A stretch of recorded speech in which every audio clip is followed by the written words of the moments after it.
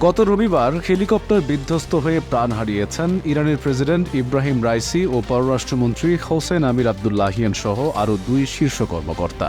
আকস্মিক এই মৃত্যুর সংবাদে শোকের ছায়া নেমে এসেছে ইরান সহ সমগ্র মুসলিম বিশ্বে। বিশ্বের বড় বড় রাষ্ট্রনায়ক ও শীর্ষ কর্মকর্তাদের বিমান দুর্ঘটনায় মৃত্যুর ঘটনা নতুন কিছু নয়। তবে মারাত্মক দুর্ঘটনা থেকে বেঁচে ফিরতে পেরেছেন এমন রাষ্ট্রনায়কের সংখ্যাও কম নয়। চলুন জেনে আসি নিশ্চিত মৃত্যুকে জয় করে আসতে পেরেছিলেন যেসব নেতাকর্মী। চীনা প্রধানমন্ত্রী ঝো এনলাই। 1955 সালের 11 এপ্রিলের ঘটনা। ইন্দোনেশিয়ায় যাওয়ার জন্য ভাড়া করা এয়ার ইন্ডিয়ার একটি বিমানে হত্যা চেষ্টা থেকে বেঁচে যান চীনা প্রধানমন্ত্রী ঝো এনলাই। কারণ বিমানে ভ্রমণের আগেই হত্যার বিষয়টি ফাঁস হয়ে যায়।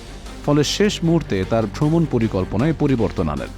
কিন্তু দুঃখের ব্যাপার হলো তিনি নিজে বেঁচে গেলেও বোমা বিস্ফোরণে বিমানটি দক্ষিণ চীন সাগরে বিধ্বস্ত হয় এবং এতে 11 জন যাত্রী প্রাণ হারান।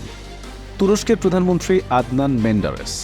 সময়টা ছিল 1959 সালের 17 ফেব্রুয়ারি। তুরস্কের নবম প্রধানমন্ত্রী আদনান মেন্ডারেসকে বহনকারী বিমান লন্ডনের গ্যাটউইক বিমানবন্দর থেকে 4.5 কিলোমিটার দূরে বিধ্বস্ত হয়। বিমান বিধ্বস্ত হলেও বেঁচে যান তুর্কি প্রধানমন্ত্রী। কিন্তু ওই দুর্ঘটনায় আনাদুরুর তৎকালীন মহাপরিচালক সেরিফ আরজিক সহ 14 জন প্রাণ হারান এবং ক্রু ও যাত্রী সহ 7 জন আহত হন। জর্ডানের সাবেক রানী আলিয়া তুকান। জর্ডানের সাবেক রানী আলিয়া তুকান 1977 সালের 9 ফেব্রুয়ারি তাফিলা শহরে একটি হেলিকপ্টার দুর্ঘটনায় মারা যান। হেলিকপ্টারটি তীব্র বৃষ্টির কবলে পড়েছিল। তবে ওই দুর্ঘটনা থেকে বেঁচে গিয়েছিলেন তুকানের স্বামী রাজা হুসেন বিন তালাল। তিনি বাঁচলেও ওই একই দুর্ঘটনায় তৎকালীন জর্ডানের স্বাস্থ্যমন্ত্রী মোহাম্মদ আল বাশির মারা যান।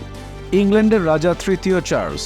1994 সালের জুন মাস এক ভয়ঙ্কর বিমান দুর্ঘটনা থেকে বেঁচে যান ইংল্যান্ডের রাজা চার্লস তৃতীয়।